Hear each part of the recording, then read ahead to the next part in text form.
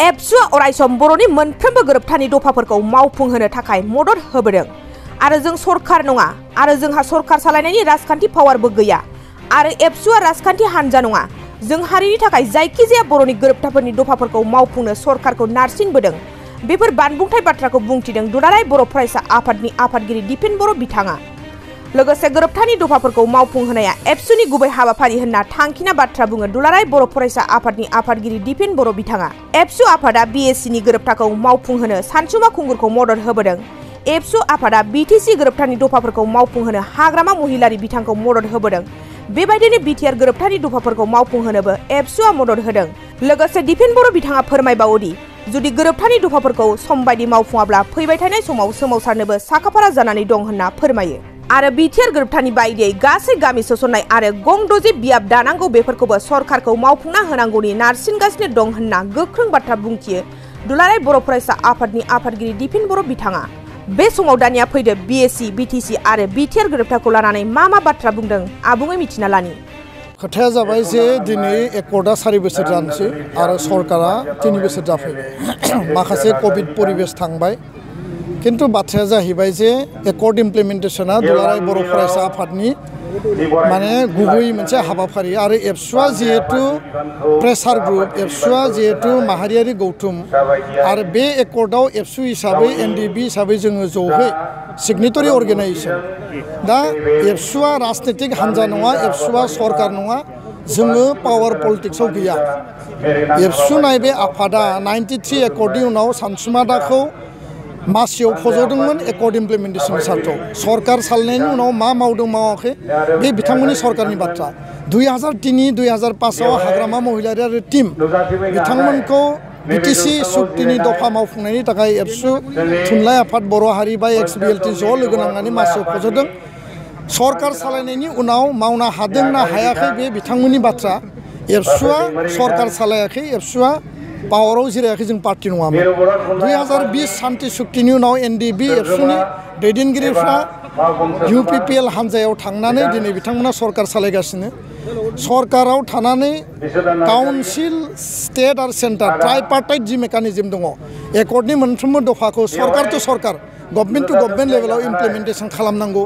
बा जोंनि इन्स्टिट्युसनफोरखौ फाउन्डेसन ले खालामनांगौ इनफ्रास्ट्राक्चार डेभेलपमेन्ट खालामनांगौ बे सरकार टु सरकार मेटार किन्तु सरकारा नांगौ टाइमाव भारत सरकार आसाम सरकार बेखौ मावदोंना मावाखै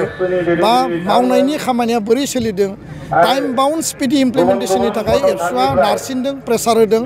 आरो टाइमाव मावफुङाबा आन्दलन खालायगोन होननानै जोङो वार्निंबो होदों दा बेखायनो सरकारा माने जि परिबेसाव थाया मानो सरकार टु सरकार बिथांमोना सावरायनानै मावनांगौ आरो एबसुआ गावनि स्टेन्डआव दङ एबसुआ सरकार सालायाखै एबसुआ राजखान्थि हान्जाबो सालायाखै दायित्वआ बेनोमोन हाग्रामाखौ खनसे मासियाव फज'नांगौ प्रमद बर' गबिन्द बसुमतारी बिथांमोनखौ मासियाव फज'नांगौ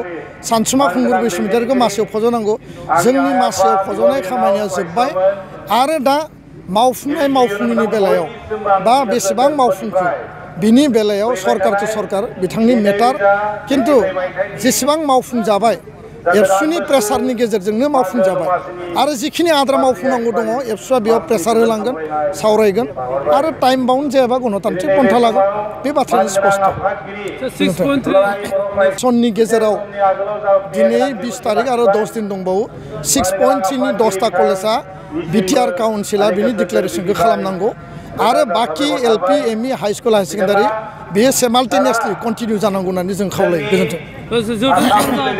दानाय समस्ति बारायनायनि जि मोनसे एमेन्डमेन्ट 60टा समस्ति दानो हायो 46 आरो 60 बेयो कन्स्टिटिउसनेल एमेन्डमेन्ट जानायनि गेजेरजों पार्लियामेन्टआव पास जायोब्ला बे आबुं जागोन गामिया हाबसनबाय थागोन जिखिनि मेक्सिमाम लेभेलसिम जों गामि सोनांगौ बे गामिया सोखांनाय लोगो लोगो डिलिमिटेसन जागोन किन्तु 60टा समस्ति दानांगौनि थाखाय संबिधानिक जि प्रक्रिया दङ बेखौ मावग्रोनांगौ 60टा समस्ति बानायनाय आरो गामि सोसननायजों माने डाइरेक्ट रिलेसन गैया बाथ्राया जाहैबाय जे गामिया सोसनजोब जाहैबाय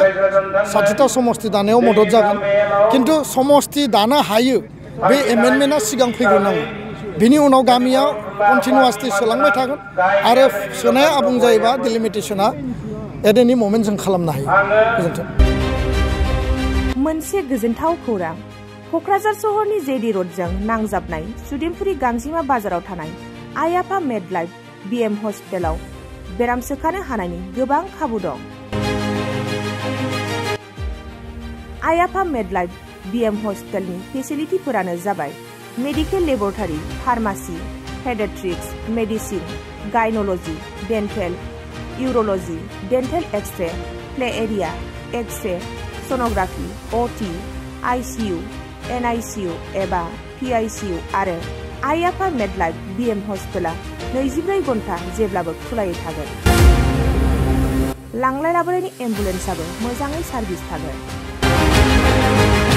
ओनसोलनि सुबुंफोरा बेराम आजारफोरजों भुगिनानै थाना दंब्ला थाबैनो नोंथांनि देहाखौ फाहामथाय लानो क'क्राझार सहरनि सुदेमपुरि गांजिमा बाजाराव थानाय आइ आफा मेडलाइफ बिएम हस्पिटालाव गोख्रैनो फाहामथाय लाफैनो हागोन